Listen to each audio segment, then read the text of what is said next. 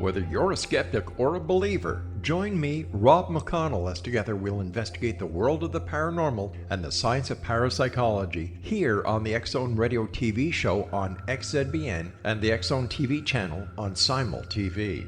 Since 1990, the X-Zone Radio TV show has been the place where people dare to believe and dare to be heard. Together, we'll investigate UFOs, aliens, ghosts, Bigfoot, psychic phenomena, lake monsters, conspiracy theories, government cover-ups, the truth embargo, alien abductions, ESP, haunted locations from around the world, and so much more. With over 28 years of broadcasting and more than 4,500 individual guests, the X-Zone is truly a place where fact is fiction and fiction is reality, as evidenced by the credibility, integrity, and professionalism of the guests that we bring to our international audience. If you have seen a UFO, had a close encounter, seen a ghost, Bigfoot, lake monster, or a story that you would like to share or have investigated, contact me, Rob McConnell, by sending me your email to xzone@xzoneradiotv.com, or you can call toll-free 1-800-610-7035, extension 143, and on Skype, X-Zone Radio TV. For more information on the X-Zone Radio TV show with yours truly, Rob McConnell, visit www.xzoneradiotv.com or www.xzonetvchannel.com or simultv.com and xzbn.net. Until next we meet here in the X-Zone from our broadcast center and studios in Hamilton, Ontario, Canada, always remember, X-Zone Nation, keep your eyes to the sky and your heart in the light.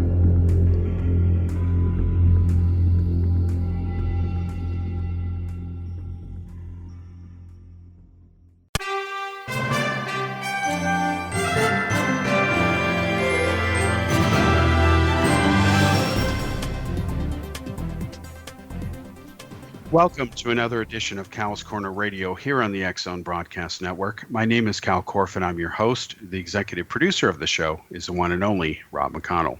Folks, as I say at the top of every episode, to sound like a broken record because it's true, the purpose of the show is to pretty much be freeform. We don't really follow a script. We don't even know a lot of times what we're going to talk about until just before the show because we want to be as late and as current as possible. Yes, there's a lot of stuff going on. We cover everything from politics to the paranormal, which is a lot of subjects. Tonight, we have a very special guest. He's a longtime veteran researcher in the paranormal. He's also a straight-up legitimate scientist. He's not one of these guys who has a degree in, let's just say, unicorn sciences. I'll put it that way. I'd like to welcome Dr. Barry Taff, and I'm going to cut straight to the introduction of him because, as far as I'm concerned, this is his show. And all I'm going to do is sit back, let him talk, just brain dump here in whatever way he wants to. I'm going to try to guide him in the conversation because I'm honored to have him on the show here. Hopefully he'll come back for many more times. Dr. Barry Taff, welcome to the show. And if we could start with just introduce yourself briefly to the world here. Well, let's see. First of all, thank you for having me on. I really appreciate it, Cal. But sure. Okay, what got me? Okay, I'm a parapsychologist. But my credentials are not in parapsychology. My doctorate is in psychophysiology with a minor in biomedical engineering. So you learn about how the brain and the body interact with behavior. You learn it. It's the cheap man's medical school. But you take anatomy and neurology and neurophysiology and electrophysiology, all of that, and psychology and psychiatry classes. So it's a lot of education. And I got what I needed, but the mistake I made was while I was at UCLA, working in the lab there starting in 1969, I was getting a lot of media attention. And I thought, how interesting. Dr. Thelma Moss, who ran the lab, ran a study on me, which was published in a medical journal in 74 and 5 or 5 and 6, the Journal of Behavioral Neuropsychiatry. The study of a psychic. Okay, so you're psychic. Well, why me? Why not my friends? Why not my family? Why me? That's what I wanted to know. And Dr. Moss didn't really lend any knowledge to that in that regard, but she validated as best she could the ability to perceive information remotely, not only through space but through time. Okay, so you're psychic, but what happened, I kept appearing in the UCLA Daily Bruin over and over again. I thought, oh, they did a good job discussing investigations into hauntings and poltergeists and things like that. And in fact, the entity case, before it was the entity case, was discussed several times in the UCLA Daily Bruin. I also Now, did if I could stop you just there real quickly, Sure. for people who don't know, briefly describe what is the entity case. The entity case was an investigation I and my colleague worked on from 1974 through about 1976. A woman by the name of Doris Beither. Basically, she told us first time we were out there on Braddock Drive in Culver City, the very first thing she said was she'd been repeatedly raped by a ghost. And my colleague and I looked at each other and went, oh, God, this woman's psychotic. And we both rolled our eyes back at her head going, oh, God. So we told her, really, we can't do much because we're not psychiatrists, we're not clinical people. We are doing investigations of phenomena, not of mental illness. And we thanked her for her time. Now, the house was extremely hot. It was this time of the year, a little wooden shack in Culver City, no air conditioning at all. Bad time to be investigating this environment. Anyway, if you read the book, and if you read my book, and if you read on my website, you'll read about the fact that we had amazing experiences there, from luminous anomalies through psychokinetic manifestations, through whatever it was somewhat responding to what was going on in the environment. And Doris claimed, here's the crux of this, she claimed there were 3 male entities, 2 smaller ones and 1 big one. The smaller ones would hold her down, and the big one would rape her. And it sounds too much like a movie, and from a psychotherapeutic perspective or analytic perspective, what it comes down to is, I believe that she was in an odd Oedipal situation. She had a kind of a dysfunctional relationship with her kids. She had 3 male children, 2 younger ones and 1 older, bigger one, coincidental. And she walked around the house naked a lot and was out of it drinking beer. She had 1 girl, but fortunately we never met her because she was too young to be relevant. Anyway, long story short, the phenomena, we witnessed things flying around. It was in the kitchen. After we walked away from her, she called back about 10 days later, and she said a friend of hers and a neighbor had witnessed something. Okay, that adds, somewhat corroborative testimony, even though we weren't there. We go back to the house, we're in the kitchen talking, a cupboard flies open, an iron skillet flies out, taking a parabolic course, a ballistic trajectory across the kitchen. So we looked if there were kids in there, or animals, or wires, or springs, and there was none of the above. Anyway, so we took the case more seriously. And in all the investigation we did, we got 3 examples of something I might call paranormal. I called them corpuscular masses of light. One was moving from right to camera left, leaving a trail like a comet would. Now, this was shot with Kodak Tri-X film, which was really sensitive film back in the day, and pushed in ASA to a very high number. I forgot what the number was, to get good resolution of weak light. We also we were taking a picture of Doris Beither on her bed in her bedroom. We saw lights zipping around. In the picture, you go on my website, barrytaff.net, you can see this. And Doris Beither is framed by an arc of light. And what's impressive about the arc is that the walls behind it meet at a 90-degree angle. Therefore, if this light was a projected source by a fraud or a hoax, the light would be bent in accordance with the wall. The light is not. It's in free space. It's suggesting whatever was making the arc was in free space. I don't know. We got another picture the same night. Doris is not in frame. The same arcs, but going top to top, bottom to inverted arcs, almost at 90-degree angles to each other. And we were fortunate enough to submit the negatives of these to the West Coast editor of Popular Photography at the time, Adrian Vance, and he looked at our negatives. He goes, I can't even begin to suggest what's going on here. Okay, so Doris moves. Culver City to Carson. It followed her. Not followed her. It's an extension of her psyche. Then she moved from Carson, I think, to San Bernardino or Riverside. It went there. And then she moved to Texas, and we lost track of her. We learned that she passed away. She passed away, the phenomenon stopped.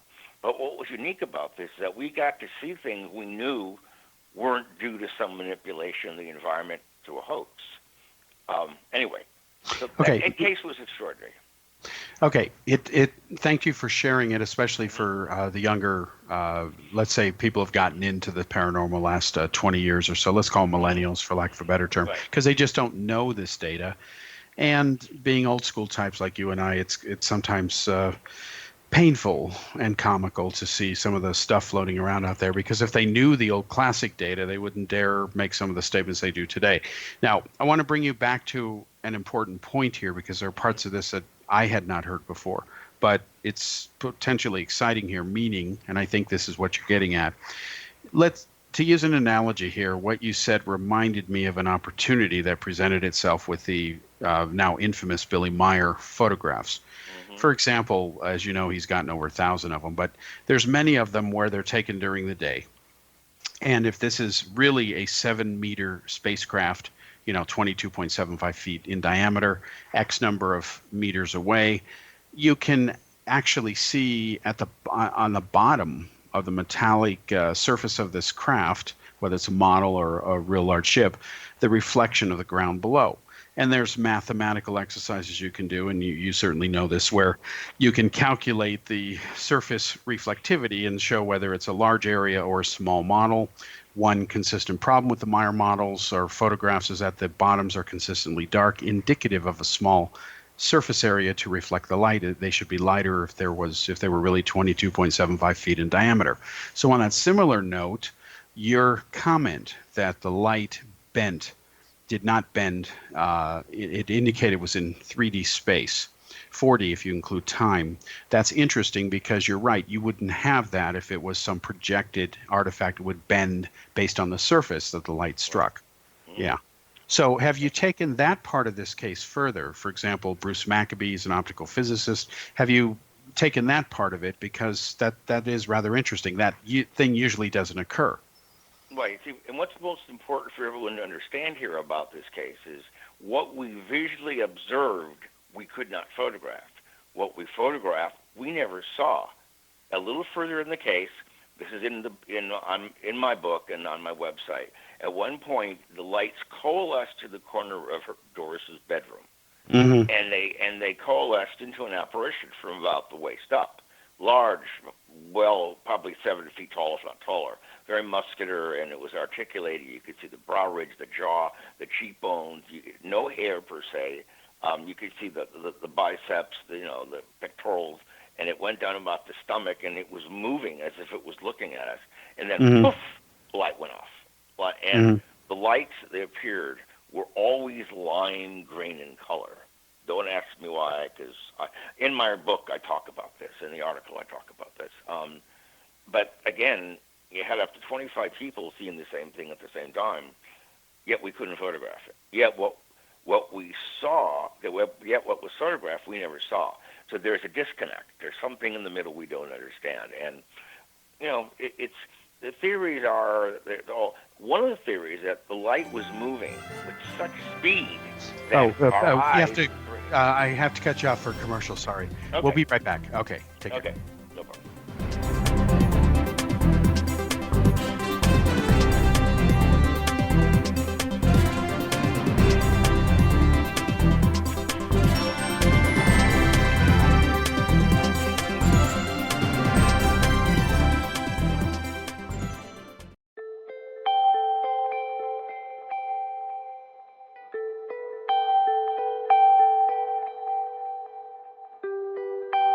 It's hard to listen to the news without realizing we're living in volatile, unprecedented times. Yet never has there been such an opportunity to transform the human condition. As old structures fail, where can we find the guidance to co-create a better way?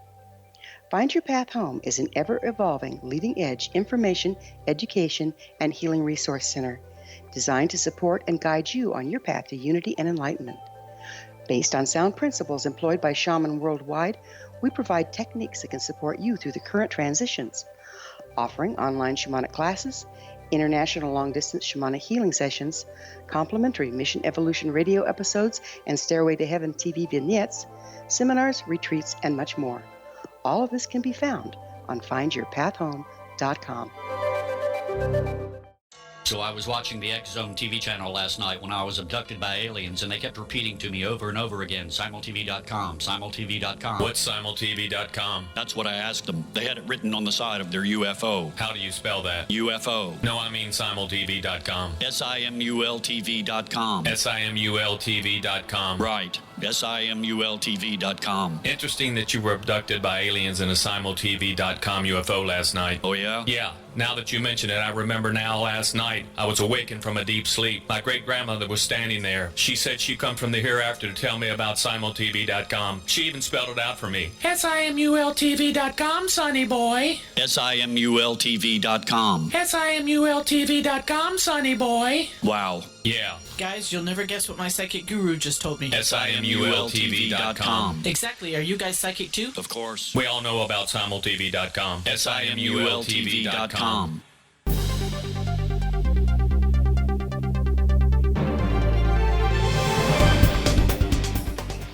Welcome back to the second segment here on Cal's Corner Radio on the X Zone Broadcast Network. My name is Kal Korff, and I'm your host. The executive producer of the show is Rob McConnell.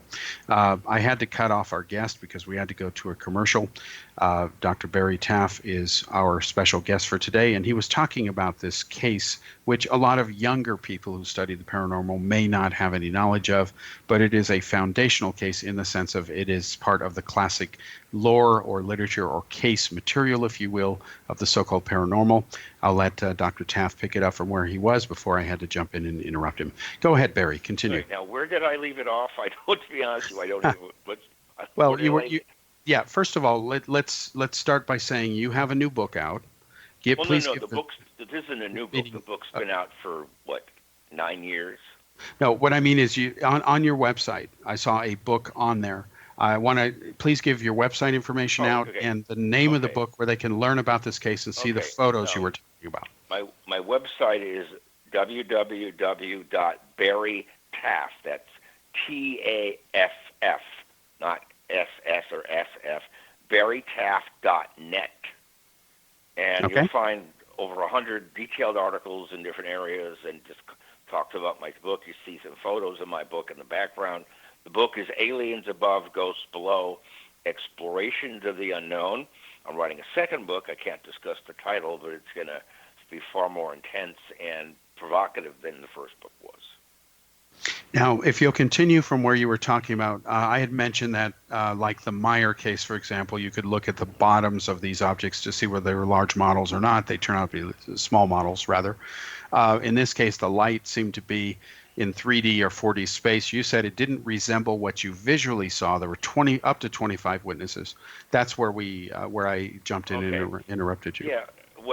There was some disconnect here, because if this was a mass hallucination, which I don't believe in, but if it were a form of hysteria, everyone was freaking out and everyone talked, and they talked the same story, so people believed it. Well, that could be a form of mass hysteria, but that's not what happened. When the lights came on, I told her, here's paper, here's a pencil and pen, write down exactly what you saw. Don't talk, just write it down. And they all described the same thing. And at one point, when the lights, these lime green corpuscular masses, coalesced in the corner of her bedroom, a large apparition formed. Now, we weren't the photographers. We brought in some professional photographers that my colleague knew. They had a very high-end 35-millimeter SLR cameras, no digital. That didn't exist back then. And lots of pictures were taken. And what was odd is that what we saw, we couldn't photograph. What we photographed, we couldn't saw. Must have been over 100 frames fired at the apparition. Yet not one of them showed an apparition. They saw light. What did they show? No apparition. They just showed lights, but not the apparition. Again, more like zipping around. The problem was we didn't have a reference. Where were lights coming from? Where were they going to? We had no dimensional reference. So we covered the walls and the ceiling with black poster boards. We put duct tape connecting them. So it was a grid like a checkerboard. And every panel had a number on it and a magnetic orientation, so we knew exactly where the picture would be taken if we got another picture. We were shooting with deep red filtered strobe, just a little bit out of the infrared region, and again, nothing visually things appeared. At one point, we were taunting whatever it was there, do something. And suddenly one of the poster boards above our heads is violently ripped off the wall with the duct tape, and it flies across the room and hits Doris Beither in the head. There are 25 people in the room. All right. I'm visualizing this as you're describing it, and I thank you for going into these details. Let's back up a little bit here so that for our listeners, they're clear on the implications of the film that was used. Now, you mentioned the magic word infrared. People think and know an infrared can see in the dark. It's not. That's a gross oversimplification. Right. But that type of film that you used, let's say, for example, there was a hoaxer in there. They had some lights. That's what you saw. They were fooling you. Could that film, with the infrared, whatever it was you mentioned, have seen somebody holding it or some cords to lights or anything through the dark that the eye couldn't see that would have revealed trickery? Okay. Now, the film wasn't infrared. It was the strobes had a deep red filters on them. So it wasn't infrared, but it was probably on the edge of infrared. However, there was not a lot of room in that bedroom. It was hot as hell, and it would have been really hard for anyone to perpetrate a hoax of any type because there were too many people from our end of it, from the lab end of it, watching the other people. And there were a few strangers, but I kept close watch on them, and it was like we didn't see it. What we saw had nothing to do with what was photographed. It was, again, the arc of light. And Adrian Vance looked at this, and he looked at every possibility back in 1976, and I don't know what this is. The SLRs shouldn't produce photos like this. And, okay, now what's interesting, if you jump forward to 1989, San Pedro, California, a woman by the name of Jackie Hernandez calls me. Her maiden name was Jackie Hazard, which is relevant to the case. Long story short, we go out there investigating things. It had that same disgusting odor of decomposing organic matter. And the house is really hot and humid. It was, again, very warm down in San Pedro and humid. And she was telling us stories that weren't much better than what Doris Beither told us. And I looked at her and thought, oh, my God, this woman needs psychiatric intervention. She doesn't need a parapsychologist. Anyway, things began to happen. It's on my website. It's an article. It's called The Hazardous Haunting. Long story short, whatever it was attacked one of our photographers in the attic. He's just about to come down. He's walking. We hear like and Gary Boehm, who was in the attic, a friend of our photographer helping us, he turns back. He couldn't see, and he fires off some flashes, and Jeff Wheatcraft had a clothesline wrapped around his neck in a bowler's knot and pulled up over the bolt in the rafter. It was trying to hang him. Had Gary Boehm not been in the attic, Jeff would have died. But there was no one else there. It was Jeff and Gary. Is it possible that he could have? Again, I only know what information you're sharing with us here, but is it possible that there could have been like a clothesline hanging up there, and he just clotheslined himself? No, there wasn't. The attic was not a space used for any form of business. I'm short, and I had trouble standing up in it. Okay. Jeff 6'1". No, it happened to, but Jeff had a rope burn in his neck. And if Gary hadn't been there, Jeff probably would have died. Now, what's interesting, we kept going out and visiting her on different occasions. Jackie was very attracted to Barry Conrad. Barry, like an Elvis, dark hair, blue eyes, tall, kind of muscular, very friendly, and women went nuts over him. Jackie was attracted to him, but she didn't like Jeff, and she knew that Jeff didn't believe her. He kind of didn't care about me at all. Long story short, the phenomenon kept attacking Jeff over and over throughout the case, and so I found it odd that her hatred of Jeff was so extreme. And who does the phenomena go after? Jeff. And my guess, if I had to run medical workups on Jackie, My guess is she's either seizure-prone or epileptic, and what we're seeing is, again, a psychokinetic manifestation of her nervous system. And it was all, and even after she visited Barry Conrad's apartment in Studio City, this is way back in the early 90s, she'd leave and phenomena would break out there. And there were a number of witnesses, including me. And then I didn't make any sense. Why would this happen in Barry Conrad's home? Didn't make any sense. Well, we learned later on that he was playing emotional games with Jackie when she needed help. And she got really pissed and upset and, really anxious and irritable about this and angry. And what is this? The minute she leaves, phenomena breaks out in Barry's apartment. What a coincidence. Well, it kind of reminds you of the plot of Carrie. I mean, right. So Shakespeare, hell hath no fury like that of a scorned woman. Well, maybe in the paranormal, hell hath no fury like that of a whatever. But again, I'm hearing this for the first time. But what was the reaction of him afterwards? Did he quit the field? I mean, if somebody tried to choke me, Jeff, that was pretty much the end. He, at that point, he said, "I'm finished here. Thank you very much," and that was it. I mean, he realized that he's not going to put himself in that threat situation anymore, and he didn't. Mm-hmm. And Jeff was a nice guy. He was normal, grounded.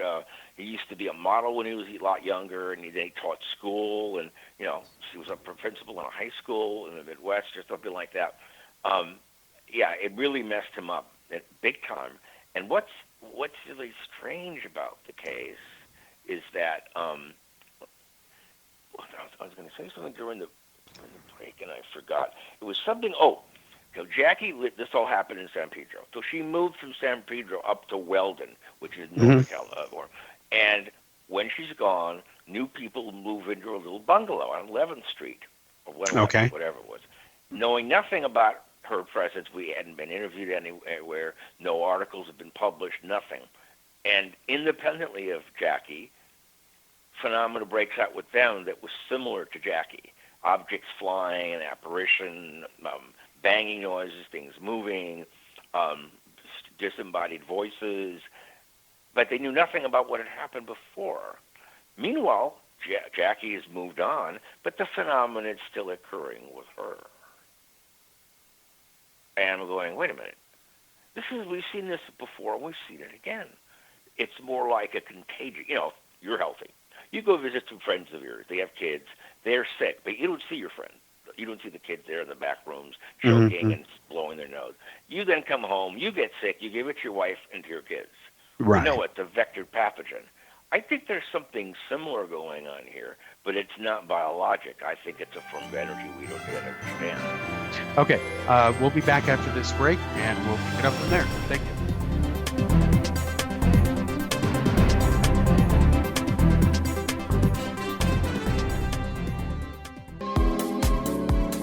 How would your life change if you could develop the business and personal skills that you need in order to make more money? Do you want to learn how to achieve your big life goals faster?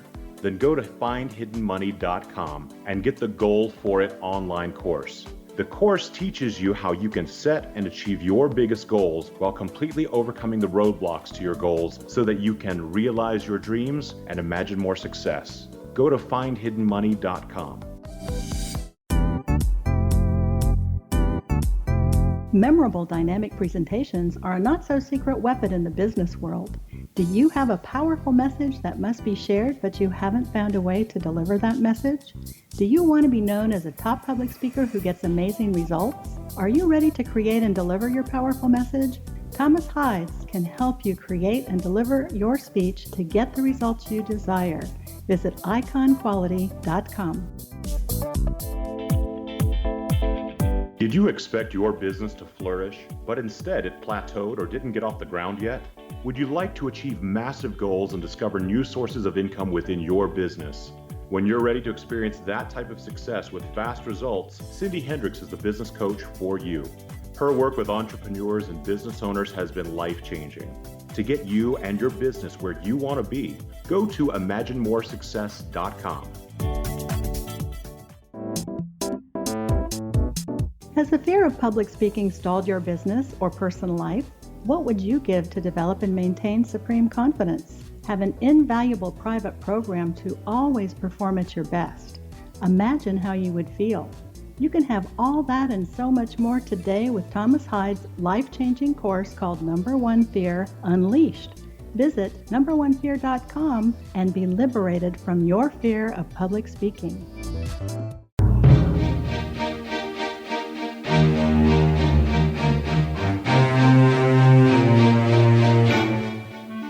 Welcome back to the third segment here on Cal's Corner Radio Show on the X-Zone Broadcast Network. My name is Kal Korff, and I'm your host. The executive producer of the show is the one and only Rob McConnell. Now, Dr. Barry Taff was talking about, before the commercial break, a contagion theory about a possible, let's call it a paranormal contagion. Let's pick it up from there, and then I'd like to go ahead and switch on to some other subjects. But what he just said reminded me of something that was posted on Facebook recently. Again, it's an interesting idea that there could be a contagion. If there's certainly contagions in our world, could there be contagions in the so-called paranormal? The theory being that we're all just part of the same world. It's just we haven't discovered everything yet. Of course, we never will. But it reminded me of this article that earlier that I'd posted on Facebook. I thought of you when I did it. This fact that apparently scientists are calling a new organ they have found lurking under our skin. That's fascinating. I mean, it's right under our noses, and we didn't know it, and there it is. And the function of this thing, they have to, wind it down. Were you able to read a bit further on that? I know you had expressed an interest in that discovery. Yeah, I read it, and it's all, this is all encompassing, meaning that I'm looking at individuals as some of the people as biological operational amplifiers. If you're sensitive to this environment, to this energy, and very few people are, but if you are, it alters you in some way. We don't yet understand. And if it's strong enough, you can leave the site at which the contagion occurred and then propagate the effects miles away, days or months away, if you're susceptible to it. Now, here's what else we discovered, what I discovered after only 50 years of work. That is that the majority, if not all, of the people who are plagued with these intense poltergeist outbreaks tend to be either seizure-prone or epileptic, even though most people who are seizure-prone or epileptic are not poltergeist agents. And I think that something what I would call inductive resonance coupling, you could take people all over the world to every famous haunted location on the earth. Most go there, they read something, and they go home. That's it, they leave. A small number show up, and they act as triggers, as a solenoid would for your starter motor in your car. And we can measure bioelectric fields. They're very easy to measure, handheld instruments, no big deal. But biomagnetic is really hard. There are no handheld superconducting sensors that I'm aware of. There probably won't be for a while. But when you put our instruments in front of a person, a poltergeist agent, lo and behold, you see this amazing thing. Their bodies are putting out thousands of times more powerful magnetic field than the average person, which these machines will not measure or detect. So it's tangible, and if you're the right person, in the right place, the right time, wham! What the missing link is between this, we don't know, because it could be determined, but it would take money and time. And if you're a medical researcher, if you're an MD or doing a doctoral dissertation in this, you'd never hold a job. Your career would be over. Even if you proved it, the career would end. Yeah, unless you had Harry Reid to give you $22 million. Right. Yeah. This stuff reminds me of two things. I'll share this with you because I've never discussed this in public before. I've got witnesses, as they say, but I've never even shared this with my good friend Rob McConnell, and I'll be happy to talk about this anytime. But when I first moved to Prague in the year 2000, leaving a very comfortable job at Boeing, and of course the paranormal stuff follows me there, meaning I'm still doing that kind of stuff. I did a couple productions for Bob Kvyat at Fox on ghosts and things like that. And of course, Prague is supposed to be one of the ghost capitals of the world. So it was great to film their locations there. You didn't have to have a set. Castles, dungeons, they're natural over there. But I had a girlfriend at the time, and when she was looking into this, they called it different things. Like I found out, for example, that the Czechs had no idea who Bigfoot was. They literally didn't understand what Bigfoot meant. Like, he's got a big foot. Is that his name? I'm like, oh my God. Okay. So yeah, so I had to explain who Bigfoot was, and they're like, "Oh, you mean Yeti?" I'm like, "Yeah, Yeti." Even though you and I know Yeti refers to the Himalayan equivalent. It's not quite, Roger Patterson's Patty. Right. Okay. So I said, "Yeah, good enough, close enough." And they're like, "Well, do you know that Yeti is a Czech word?" And I just had to smile because the Czechs are so proud of their culture that everything's a Czech word. It's just the way they are. Anyway, so what happened is my girlfriend tells me at the time, she says, there's this guy in this small village. You have to see him. And he can make objects stick to his body. He's magnetic. I'm like, come on, I've heard of magnetic people before. I've seen the photos. So I'm like, okay, let's go out there and film this. And I call Bob Kiviat and I say, I'm going to go out and document this guy. And we go over there, and he looks just like he was a mixture of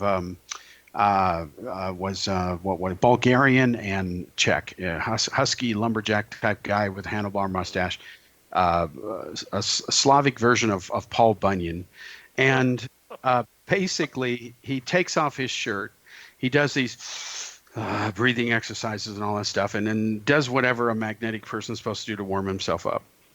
And so I'm thinking this is going to be fun, and we're rolling the film here, and I'm just not buying any of this. And so his wife dutifully hands him some objects, and they're sticking okay. And then each time she hands him something, it's a bigger object, a heavier object. And so finally she hands him a chair, a wooden chair. Now, wood is not magnetic, of course, and it sticks to his body. And at this point, I'm like, I just don't believe this. So I go up to his body, and I'm trying to pull this stuff off. And I don't want to pull it off to where it falls to the floor. I don't want all this stuff, the knives and everything, harpooning my feet. And so I have to admit that I don't know how this guy got this stuff to stick to his body, because I didn't see him put on anything. I looked both before, during, and after. I was there, made sure we filmed all of it. And to this day, I don't know what. I sent it back to Bob Kiviat. We were going to follow it up. And what didn't happen is 9/11 happened. And then all of a sudden, the TV network said, just when they were about to appoint him head of paranormal programming, they say, well, until terrorists are blowing up suicide bombings, committing them, or rather aliens, we don't care. People are dying in the streets of New York. So the paranormal thing died for years. Now it's come way back. The pendulum has swung the other way. And now it's way out of control, as you know, because there's just nothing but garbage on there. Yep. But so what you said reminded me of that. And the other thing you said about people having this thing that they take with them, or it's tied to maybe epileptics or seizures. Mm-hmm. There would obviously be some sort of release of energy there. Let's go back to the 70s. Doesn't it really begin with those experiments done by Kit Green, CIA, remote viewing? Can you separate the fact from the fiction on what was really going on there? What was the truth and what was not? Okay. Now, the remote viewing, in the early 70s, before it started up at SRI International, with the military, and we were doing some research at UCLA. I started working there in '69. So I was in college then, and there were two areas I focused on in my research. One was investigating cases in the field. Okay. The other was doing clinical work in the lab. And what I wanted to know, could you take normal, healthy people, stable, no, they're not in psychoanalysis, they're not in therapy, they're not using drugs, they're not an alcoholic. Could you teach them to become psychic? On my website, there's a lengthy article, which will also be in my book, entitled Learned Psi, Training to be Psychic.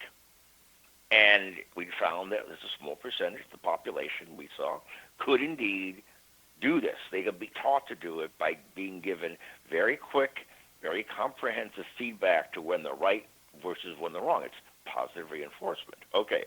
And during that thing, some of the most incredible things happened, which sort of shattered my beliefs, my a priori beliefs in how these things may operate.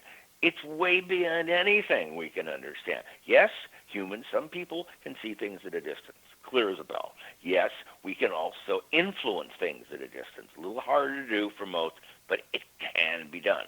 Also, we can perceive things through time, but it's much more difficult. And my article on my website and will be in my new book discusses this in great depth. And so the bottom line with all this, it seems that some people have a way to turn off cognitive functioning and they ignore what's going on around them. We put people in a sensory-deprived environment. The only thing they had to go on is what's in their mind. They couldn't see, they couldn't hear, they would rattle off verbal impressions, free verbal response to stimuli. And the results were quite amazing. It was just, we had over time, early on, we had a lot of people come through, I didn't know who they were, that Dr. Moss told to come to our group.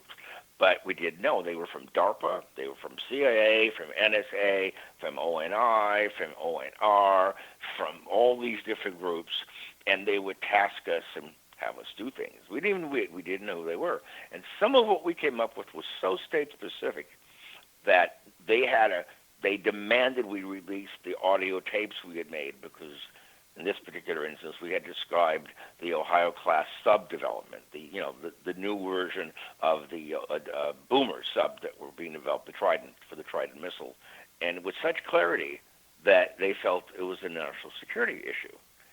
So we gave it up, but they were so impressed they kept coming back, and they wanted to work with us. But we couldn't because UCLA and the Neuropsychiatric Institute, where we were located, would not put a gun to their head and pull the trigger.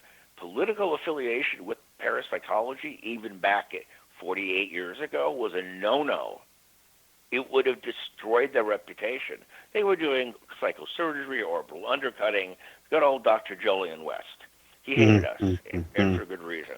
But the bottom line is, this thing worked with such regularity, it became boring.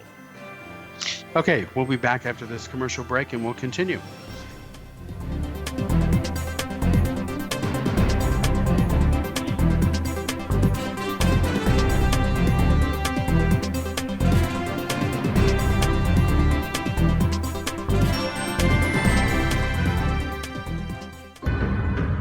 If you are looking for a safe, zero-calorie natural option to the harmful artificial sweeteners on the market today, Just Like Sugar is what you're looking for. Just Like Sugar is a wonderful natural alternative for those health-conscious people who choose a calorie-restricted diet with a great, pure, sweet flavor that tastes just like sugar. Just Like Sugar is a great natural option for people suffering from diabetes and may be useful in restricted diet programs where standard sugars are not allowed and does not cause a laxative effect of some other sweeteners. Just Like Sugar comprises a perfect blend of chicory root fiber, natural calcium, natural vitamin C, and Just Like Sugar's sweetness comes from the natural flavors from the peel of the orange. Just Like Sugar is a natural alternative to harmful artificial sweeteners and will change the way that you believe all natural sweetener products taste. Just Like Sugar is available at your local Whole Foods markets, Wild Oats markets, Henry's, Sun Harvest, and many other fine natural food stores in the U.S., Canada, and worldwide. They are here, and they've been here for thousands of years, making their presence known in the shadows. They might be seen by a lonely motorist on a deserted road late at night, or by a frightened and confused husband in the bedroom he is sharing with his wife. But who are they? What do they want? Why are they here? Perhaps most concerning, has the government been aware of their presence all along? The new book by L.A. Marzulli, UFO Disclosure, the 70-year cover-up exposed, delves into the world of UFOs. Can full disclosure be soon? Order now and receive a free hour and 37-minute DVD on the UFO phenomenon. UFOs are real. Get both the book and the DVD, a $40 value, for only $19.99. To order your book and DVD today, go to lamarzulli.net. That's LAMARZULLI.net. You have heard of the X Zone? Now watch it on Simul TV, plus 500 video games, live TV channels, free video on demand, worldwide, and more. Does this sound like tomorrow's television? Well, it is, but you can have it today, right now. It is Simul TV. Simul TV offers what the others only wish they could provide. 15 exclusive channels like X Zone, sci-fi, and horror. We are worldwide. No other provider offers that. 500 built-in video games. No need to have an extra expensive system. We have them included. Free video on demand. Live streaming events from around the world. Interactive online network, and much more. Tomorrow's TV today. Simul TV. Sound too good to be true? Well, it's not. You can have Simul TV today. Sign up at simultv.com. Do it today.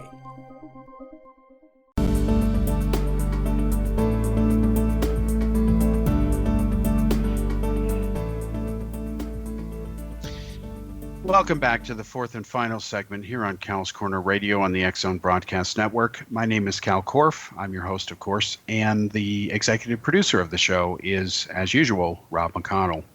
As I always say around this time of the show, it goes by fast whenever I do it, at least when I'm by myself. But I have a guest today, and I'm honored to have Dr. Barry Taff with me, and time has gone by even faster. And Barry tends to warp time because I find when I get to interact with him here and there on Facebook, and still time to do it because I still owe this man a lot of my time to follow up on some things I've promised him. That's another story. He warps time, he has that effect. So, Dr. Taff, Barry, let's get back to a couple of points here with the last segment we have.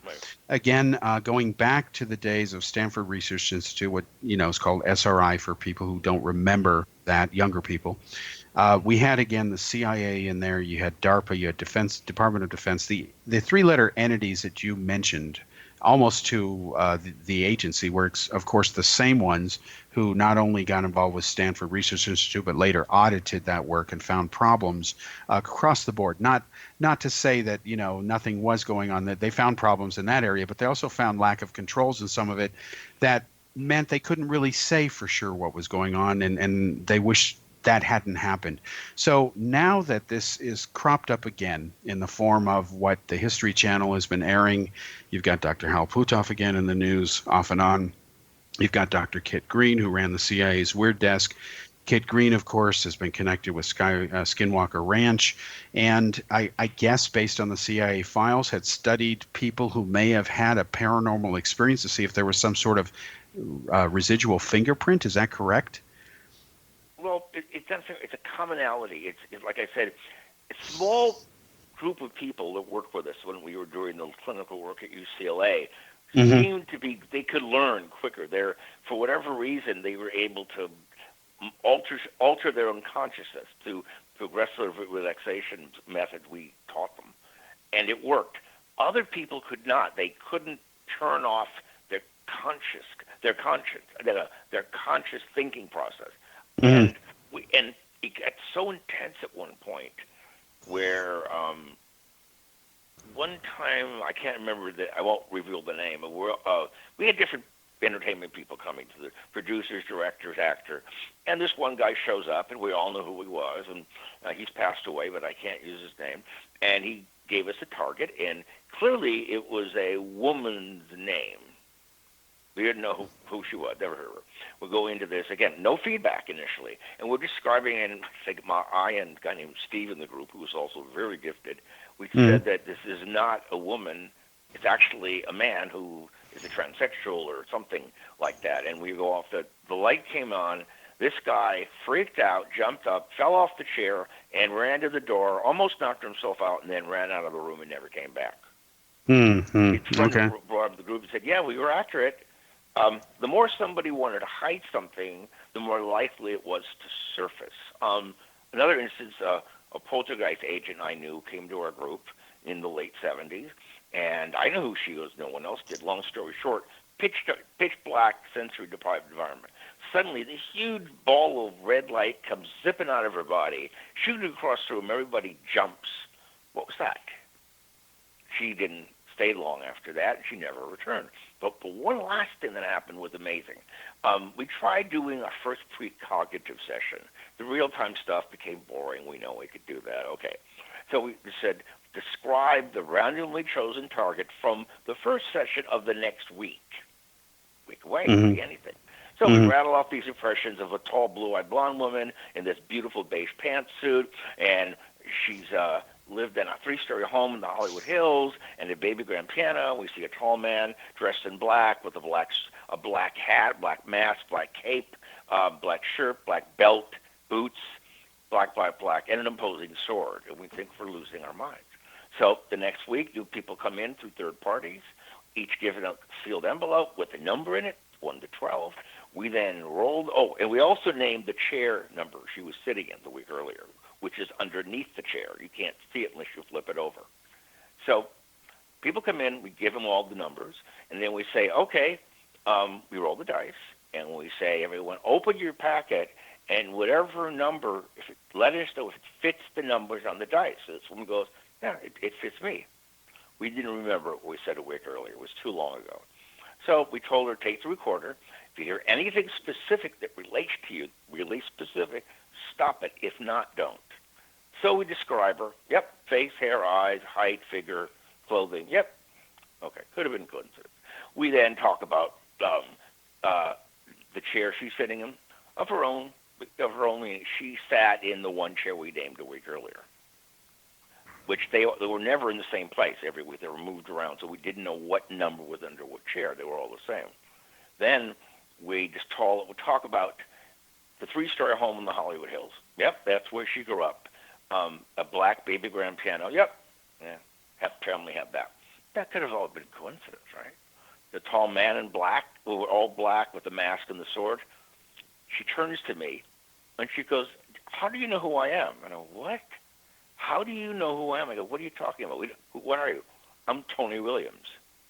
Who?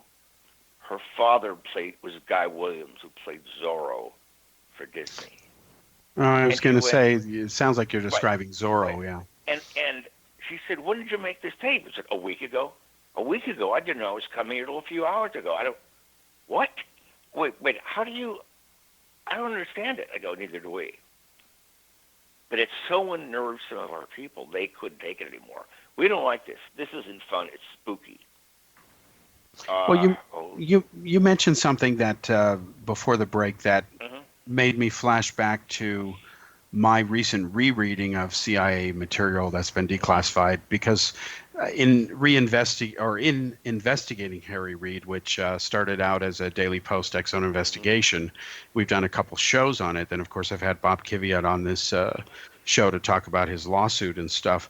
I was flashing back to the reports that, let's say somebody had the ability to view something remotely and it was real, or at least enough where it worked. It just has to be good enough, right? Right. All right. Now, the issue was, what about nuclear launch codes? If somebody were able to nail those correctly one time in an experiment, then a valid question to ask is, do you take that guy out because is he a threat now to the existence of the national security of the U.S.? It reminded me of what happened with King Wenceslas when he had his summer castle outside Prague, and he was under siege for years by the Hussites in the 30 Years' War.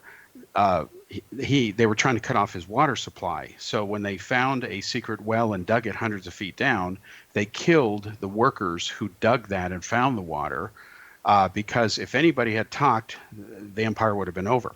So so there is rumors that there was a murder of a remote viewer. You may know the case, because he nailed the nuclear launch codes. And yet, on the other hand, a set of those codes have been declassified, and they were nothing but a string of zeros, which is stupid.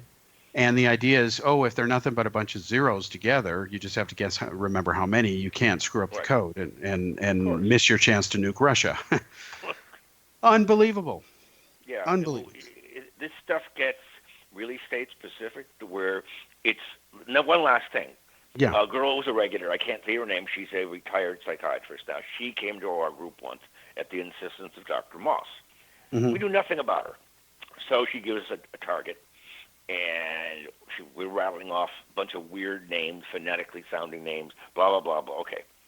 And then we're describing, and suddenly I start seeing this person being, I described the house as big glass walls, and the kitchen was lined with empty jars of Bako bits. What? But then I kept seeing him being viciously beaten or mugged. So the feedback group part comes through it. The girl's going through it. Yeah, well, that's his house. She described his house, and his kitchen is lined with empty jars of Bakovitz. The name we gave phonetically or tried to get was indeed his name. But he's never been mugged. What are you talking about? Oh, okay. Obviously, we're wrong. The next day in the lab, the girl calls. She says, remember it came in our group? Yeah. Well, my friend, at the time we were doing our group, was being viciously mugged and beaten in San Francisco. But this girl didn't know it, but we did.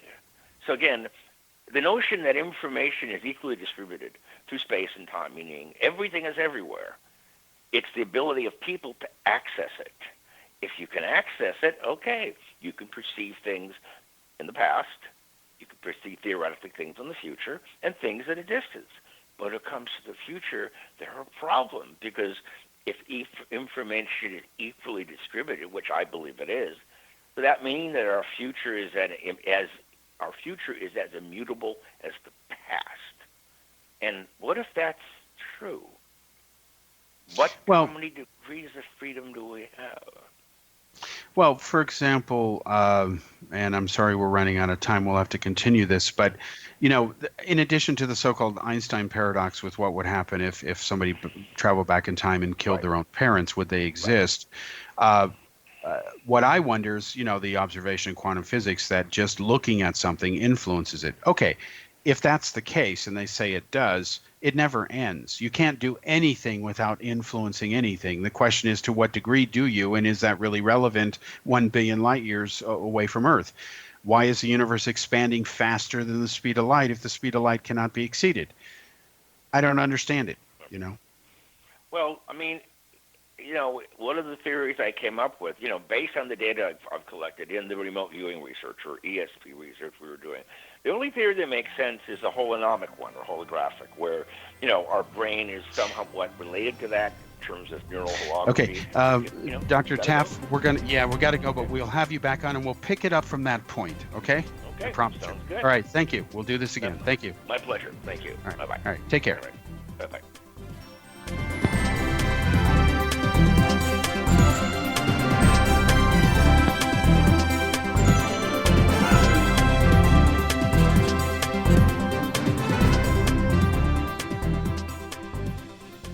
Little children aren't the only ones afraid of the dark. Millions of soldiers return from war zones with PTSD, anger, frustration, fear, and loneliness, much of which surfaces during the darkness of the night. You have the chance to change the lives of these American heroes. Songs and Stories for Soldiers.us provides free MP3 players for these men and women. With a list of 3 million songs in 16 different styles, 100,000 audiobooks, and 30,000 old-time radio programs, every veteran can find something to soothe and comfort them at no cost. All our players contain an 8-hour audio program designed to help veterans fall asleep. With 1,500 plus vets now participating, it's our goal to deliver 10,000 audio players this year. Go to our website at songsandstoriesforsoldiers.us. Help us help a veteran make it through the night. Whether you're a skeptic or a believer, join me, Rob McConnell, as together we'll investigate the world of the paranormal and the science of parapsychology here on the X-Zone Radio TV show on XZBN and the X-Zone TV channel on Simul TV. Since 1990, the X-Zone Radio TV show has been the place where people dare to believe and dare to be heard. Together, we'll investigate UFOs, aliens, ghosts, Bigfoot, psychic phenomenon, lake monsters, conspiracy theories, government cover-ups, the truth embargo, alien abductions, ESP, haunted locations from around the world, and so much more. With over 28 years of broadcasting and more than 4,500 individual guests, the X-Zone is truly a place where fact is fiction and fiction is reality, as evidenced by the credibility, integrity, and professionalism of the guests that we bring to our international audience. If you have seen a UFO, had a close encounter, seen a ghost, Bigfoot, lake monster, or a story that you would like to share or have investigated, contact me, Rob McConnell, by sending me your email to xzone@xzoneradiotv.com, or you can call toll-free 1-800-610 7035 extension 143, and on Skype, X-Zone Radio TV. For more information on the X-Zone Radio TV show with yours truly, Rob McConnell, visit www.xzoneradiotv.com or www.xzonetvchannel.com or simultv.com and xzbn.net.